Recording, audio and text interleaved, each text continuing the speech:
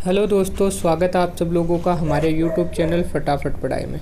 दोस्तों, आज इस वीडियो में हम लोग इवोल्यूशन वाले चैप्टर के नीट एग्ज़ाम के प्रीवियस ईयर क्वेश्चन करने वाले हैं और जिसमें अपना पहला क्वेश्चन है। देखो, जैसा कि हुगो डी वृज ने प्रस्तावित किया कि उत्परिवर्तन के कारण विभिन्नताएँ होती हैं, यह कैसी होती है। तो देखो, हुगो डी वृज की अगर मैं बात करूं तो उन्होंने 1901 में उत्परिवर्तन का सिद्धांत दिया और उन्होंने क्या कहा था कि उत्परिवर्तन से नई किस्में या जाति बनती है जिनमें असतत विभिन्नता आती हैं। और क्या कहा था, और कहा था उत्परिवर्तन जो है वो अचानक होता है और दिशाहीन होता है, सभी काल्पनीय दिशाओं में होता है। पहला ऑप्शन देखो अपना, कैसा होता है उत्परिवर्तन में विभिन्नताएं, छोटी और दिशा रहित होती है। ये बात तो सच है, लेकिन छोटी नहीं होती है, अचानक होती है और बड़ी होती है, तो ये गलत है। बी देखो, यादृच्छिक और दिशात्मक नहीं होता है, यादृच्छिक होता है। सी देखो, यादृच्छिक और दिशा रहित, बिल्कुल, तो सी अपना करेक्ट होगा। ठीक है, इसके बाद अगला क्वेश्चन फिर से नीट 2019 का क्वेश्चन है। एक जीन लोकस पर दो एलील ए और स्मॉल ए है। यदि प्रभावी एलील कैपिटल ए की बारंबारता 0.4 है, तब समष्टि में समयुग्मजी प्रभावी और विषम युग्मजी एवं समयुग्मजी अप्रभावी व्यक्तियों की बारंबारता क्या होगी। देखो, इसे हम लोग हार्डी-वीनबर्ग के सिद्धांत से करेंगे, जो कि हम लोग अगली स्लाइड पर देखेंगे। पूरा सॉल्यूशन इसका हम लोग करेंगे। देखो, हार्डी-वीनबर्ग का सिद्धांत होता है p² + q² प्लस का 2pq बराबर 1। ठीक है, इसके अलावा p + q बराबर होता है 1, जो कि दे रखा है हम लोगों को। देखो, दूसरी लाइन में हार्डी-वीनबर्ग संतुलन के अनुसार p + q बराबर 1। तो हमारे पास को p तो दे रखा है, p यानी प्रभावी एलील की बारंबारता, a जो है वो a बराबर दे रखा है 0.4, q नहीं दे रखा है, q यानी अप्रभावी मानेंगे। जहाँ पर उसने स्मॉल a बोला है अप्रभावी एलील, वहाँ पर q काम करेगा। ठीक है, और जो कैपिटल है a प्रभावी एलील, वहाँ पर p a के इक्वल होगा। ठीक है, तो q निकालेंगे हम लोग, इस इक्वेशन से निकाल सकते हैं p + q बराबर 1 से। तो q बराबर हो जाएगा 1 माइनस का कैपिटल a की वैल्यू 0.4 है, तो इस हिसाब से q या स्मॉल a की वैल्यू अपने को 0.6 मिलेगी। क्वेश्चन में हम लोगों से पूछा था समयुग्मजी प्रभावी जीनोटाइप की आवृत्ति, यानी p²। p जो है वो a यानी प्रभावी एलील का इक्वल है, तो 0.4 का स्क्वायर करेंगे 0.60 आएगा।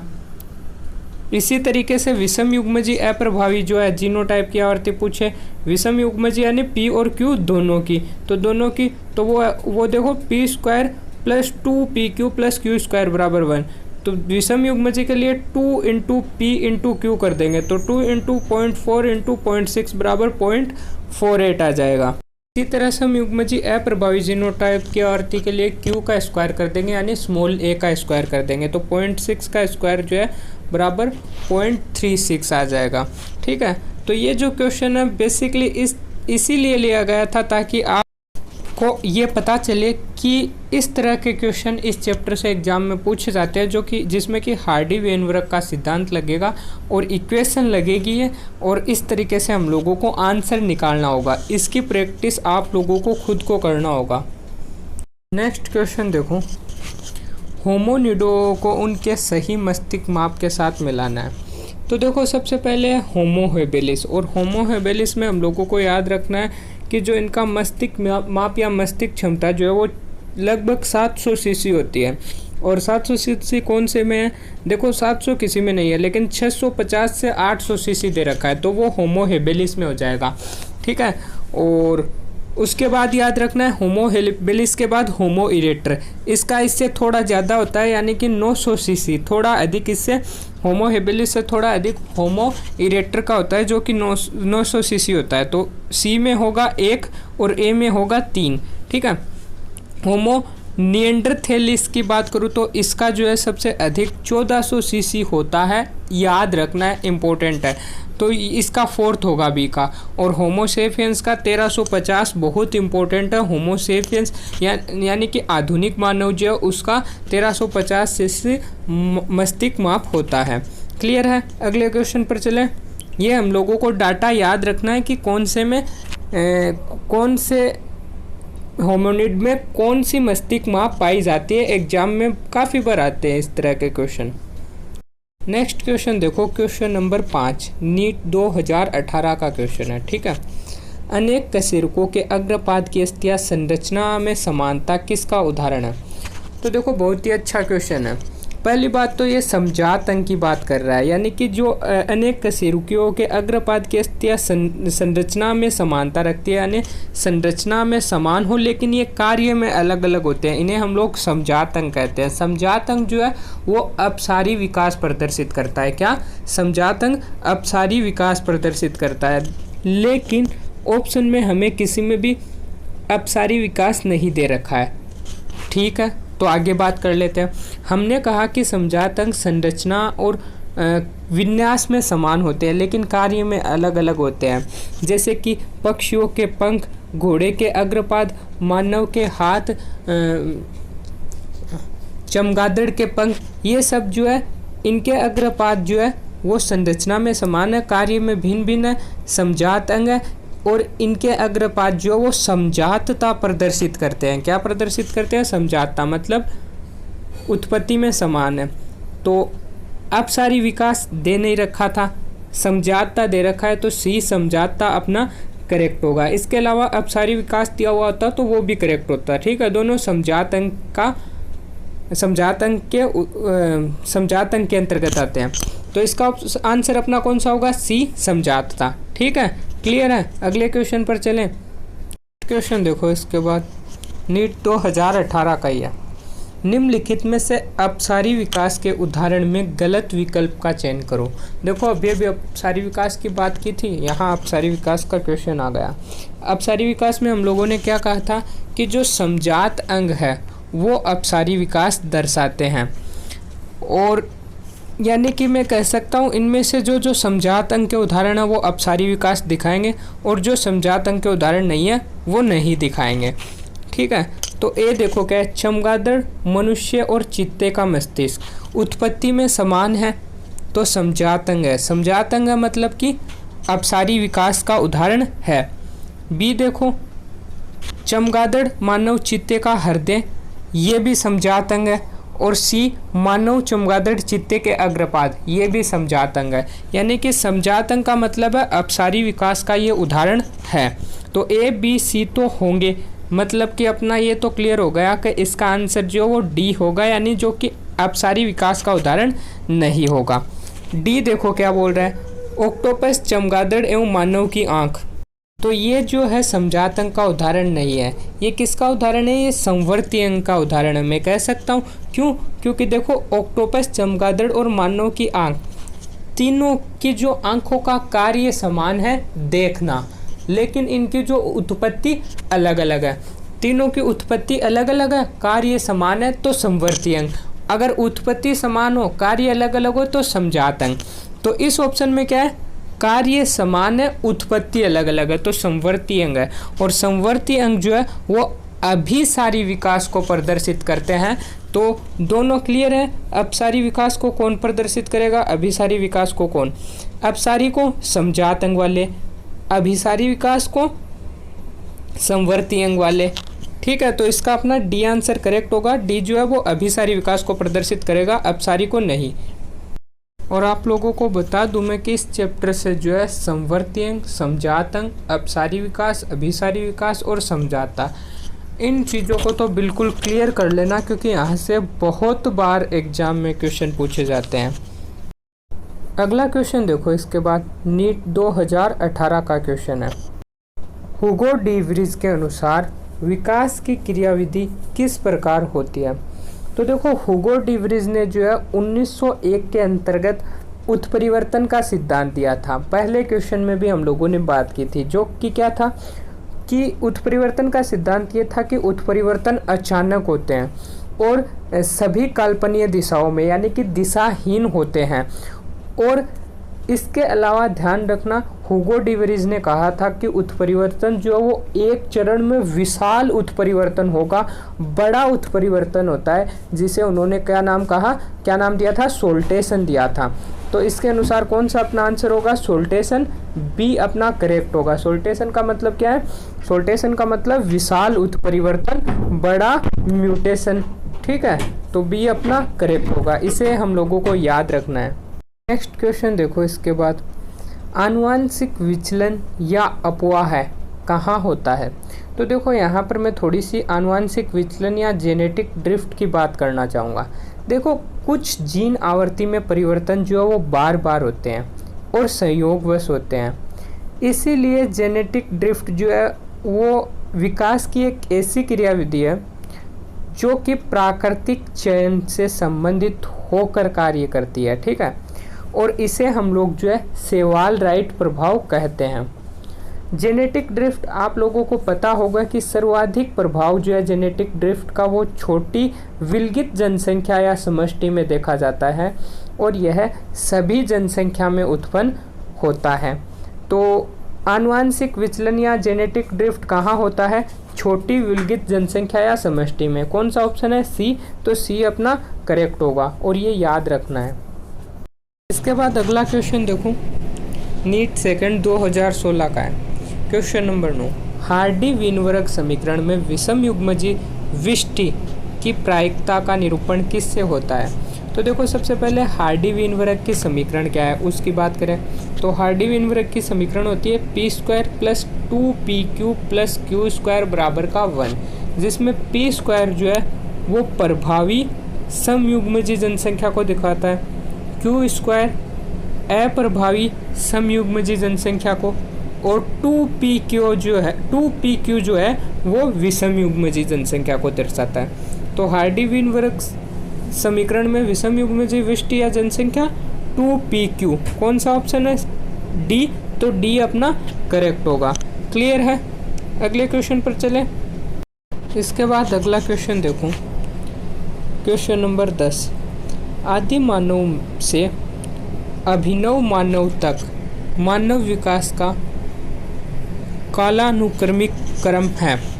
तो देखो सबसे पहले ए ऑप्शन है रामापिथिकस, होमो हैबिलिस, ऑस्ट्रेलोपिथिकस, होमो इरेक्टस। तो देखो सबसे पहले हम लोग पूरी बात कर लेते हैं। सबसे पहले आए थे ड्रायोपिथिकस, उसके बाद रामापिथिकस, उसके बाद ऑस्ट्रेलोपिथिकस, फिर होमो हैबिलिस, फिर होमो इरेक्टस, फिर निएंडरथल, फिर होमो सेपियंस। तो ये क्रम देख लो।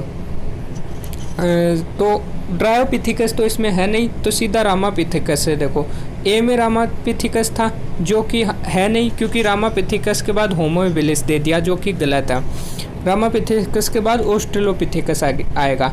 तो डी देखो, रामापिथिकस, उसके बाद ऑस्ट्रेलोपिथिकस और फिर होमो हैबिलिस और होमो इरेक्टस। तो डी अपना करेक्ट होगा।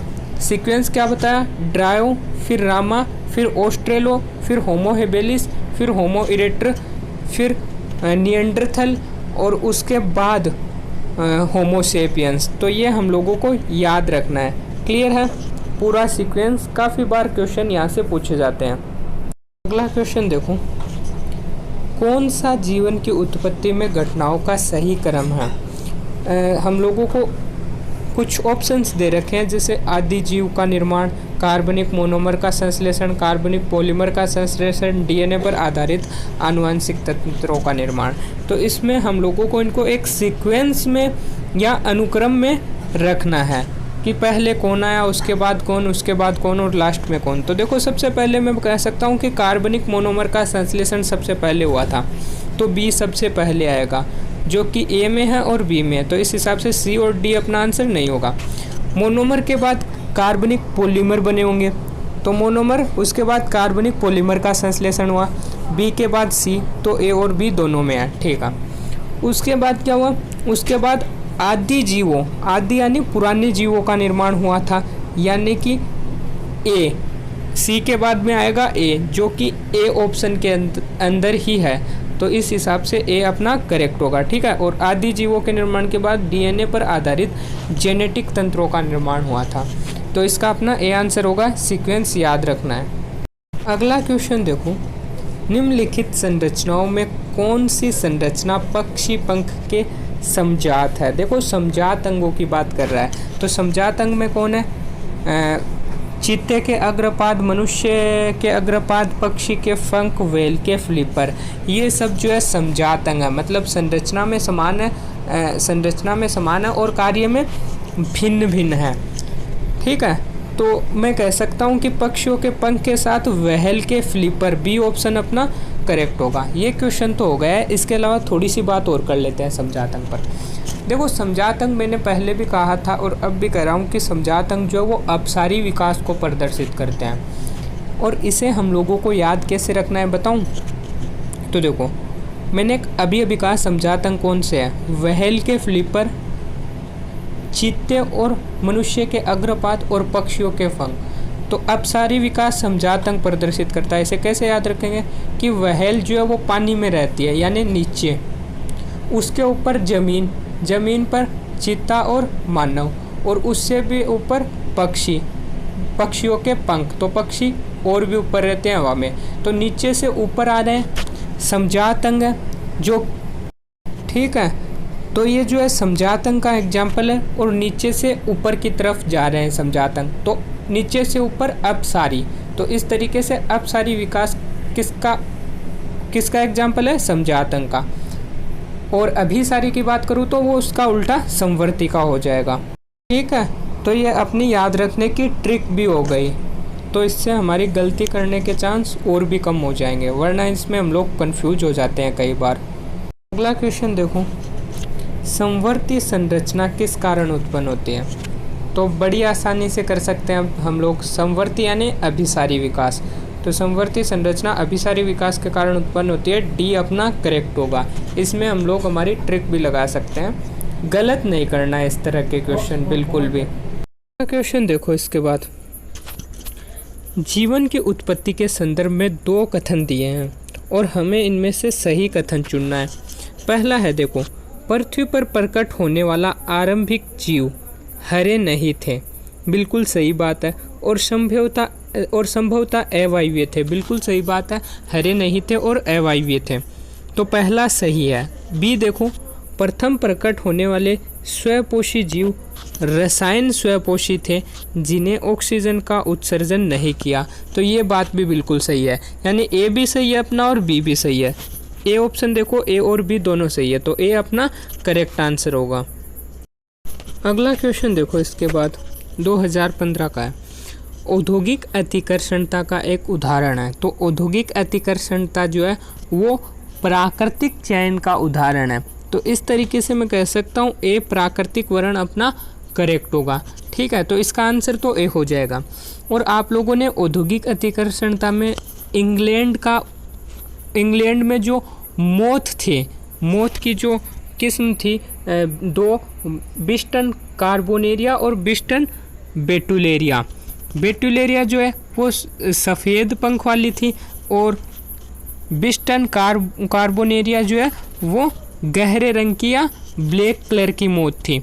ठीक है, तो वो एग्जाम्पल आप लोगों ने किया होगा कि औद्योगिकरण से पहले तो जो है पेड़ों की छाल पर जो सफ़ेद रंग की मोथ थी वो अधिक संख्या में पाई जा रही थी, लेकिन औद्योगिकरण के बाद सन 1920 में जो है उसी क्षेत्र में गहरे रंग की मोथ जो है वो अधिक प्रभावी हुई।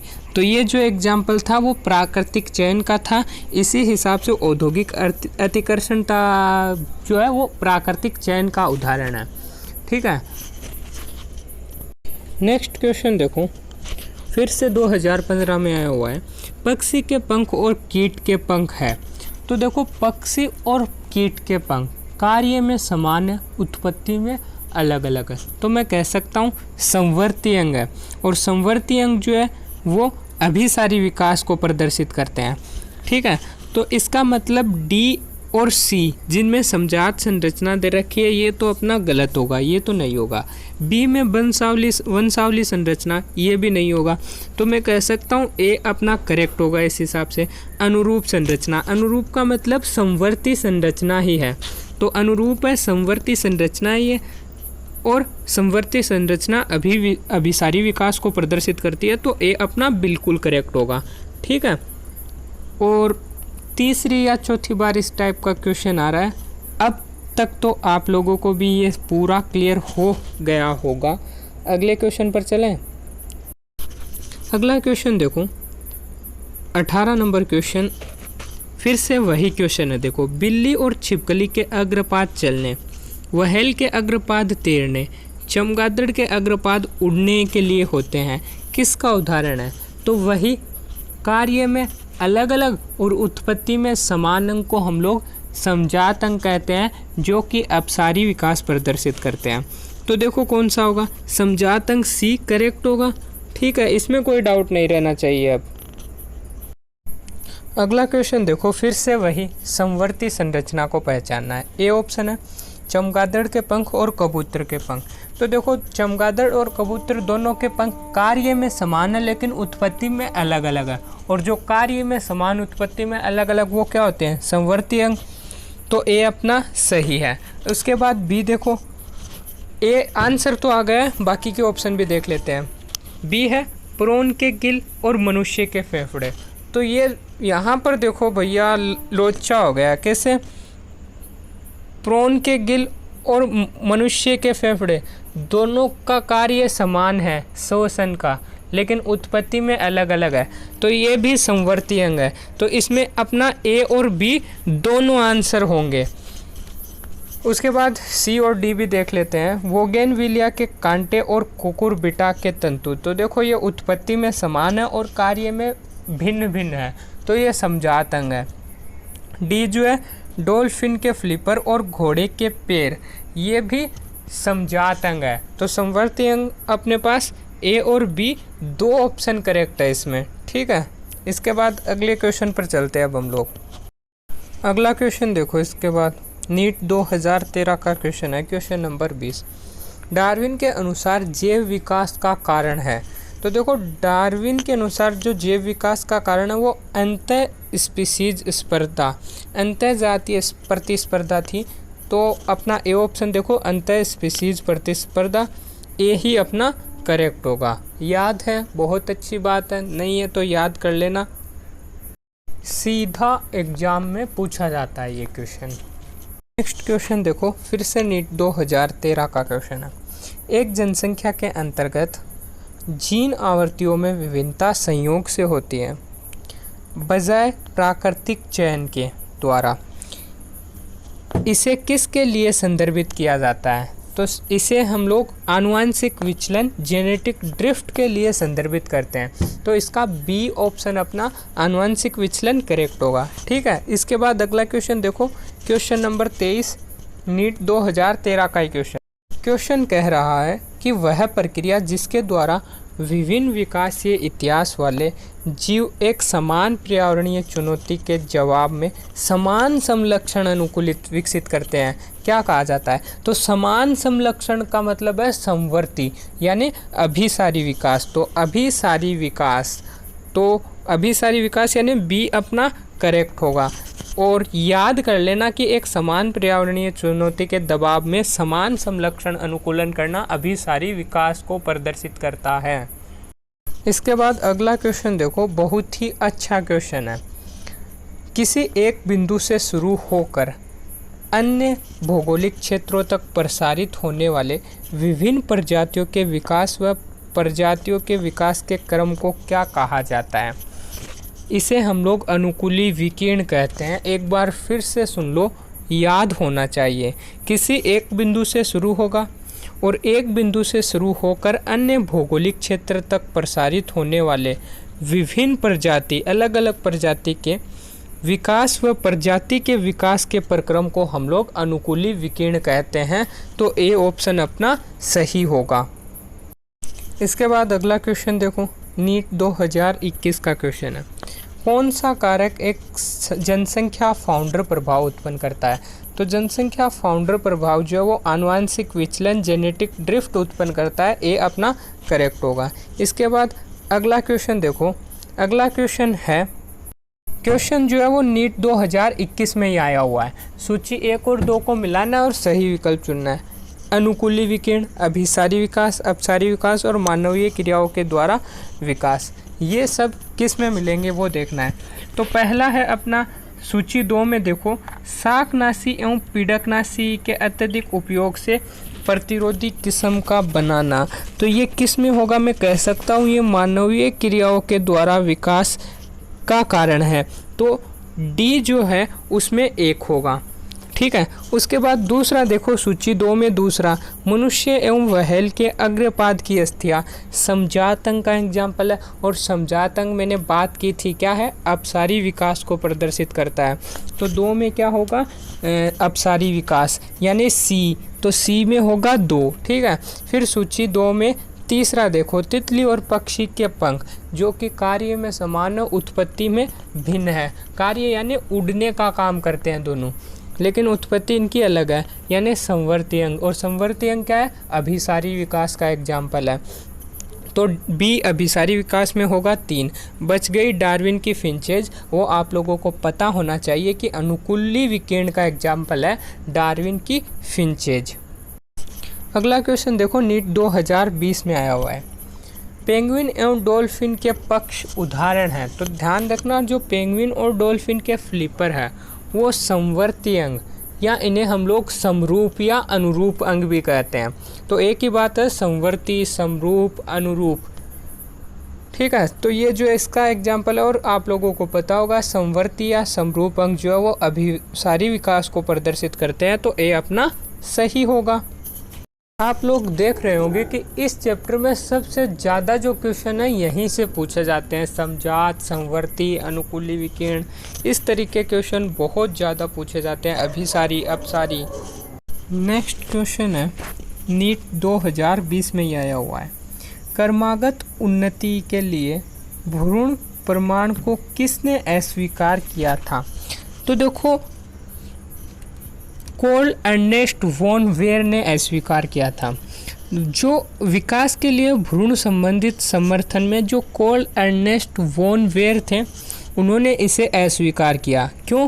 क्योंकि उन्होंने कहा कि भ्रूण कभी भी भ्रूण विकास के दौरान अन्य जानवरों के वयस्क चरणों से नहीं गुजरते हैं। इसलिए किसने अस्वीकार किया? Karl Ernst von Baer. D option अपना करेक्ट होगा। इसके बाद अगला क्वेश्चन देखो, नीट 2020 का ही क्वेश्चन है। एस.एल. मिलर ने अपने प्रयोग में एक बंद फ्लास्क में किसके मिश्रण कर अमीनो एसिड उत्पन्न किया? तो देखो, जो एस.एल. मिलर थे उन्होंने 800 डिग्री सेल्सियस पर, कितने पर? 800 डिग्री सेल्सियस पर 1953 के अंदर, 1953 में 800 डिग्री सेल्सियस पर मीथेन, हाइड्रोजन, अमोनिया और जल वाष्प से विद्युत डिस्चार्ज कर अमीनो एसिड उत्पन्न किया। तो कौन सा है? पहली बात तो बी और सी 600 डिग्री सेल्सियस गलत होंगे। रही बात ए और डी की, तो ए में जो है 800 डिग्री सेल्सियस पर मिथाइल दे रखी है, जबकि उन्होंने मीथेन ली थी, CH4 ली थी, ना कि CH3।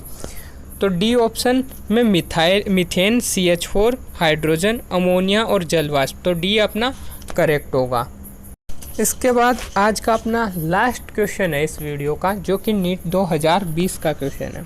क्वेश्चन है, निम्न में कौन ऐसे जीवों के सही उदाहरण को संदर्भित करता है जो मानव की क्रियाओं द्वारा वातावरण में बदलाव के कारण विकसित हुए हैं? पहला है गेलापेगो द्वीप में डार्विन की फिंचेज। तो क्या ये मानव क्रियाओं के द्वारा वातावरण में बदलाव के कारण विकसित हुई है? सही या नहीं? मैं कह सकता हूँ नहीं। क्यों? क्योंकि गेलापागोस द्वीप समूह पर डार्विन का प्राकृतिक चयन, अनुकूली विकिरण और संस्थापक के प्रभाव के कारण ये उत्पन्न हुई है, ना कि मानव क्रियाओं द्वारा। तो ए गलत होगा। जिसमें ए है वो हटा दो। ए ऑप्शन में है तो ए नहीं होगा, और डी में है तो डी भी नहीं होगा। बचा बी और सी। उसकी बात करते हैं। बी है खरपतवारों के में शाकनाशी का प्रतिरोध, बिल्कुल यह मानव क्रियाओं द्वारा होता है। इसके अलावा सी ससीम केंद्र की यानी यूकेरियोट में दवाओं का प्रतिरोध, ये भी मानव क्रियाओं के कारण वातावरण के बदलाव के कारण विकसित होता है, तो सी भी होगा, बी भी होगा। और डी है मनुष्य द्वारा बनाई पालतू पशु जैसे कुत्ते की नस्ल, तो ये भी होगा। तो अपना बी सी डी जो है वो होगा, तो बी अपना करेक्ट आंसर होगा। ठीक है, तो ध्यान रखना, शाकनाशी प्रतिरोधी खरपतवार, दवा प्रतिरोधी यूकेरियोट, कुत्ते के जो पालतू जानवर, कुत्ते जैसे पालतू जानवर है वो मानव निर्मित नस्ल मनोविज्ञान विकास का उदाहरण है। तो इस क्वेश्चन का अपना आंसर जो है वो बी करेक्ट होगा। बी सी डी अपना तीनों करेक्ट है। और इसी के साथ आज का अपना ये वीडियो भी कंप्लीट हुआ। और अगर आप लोगों को हमारा वीडियो पसंद आया तो इसे लाइक करो, शेयर करो और हमारे यूट्यूब चैनल को सब्सक्राइब करो।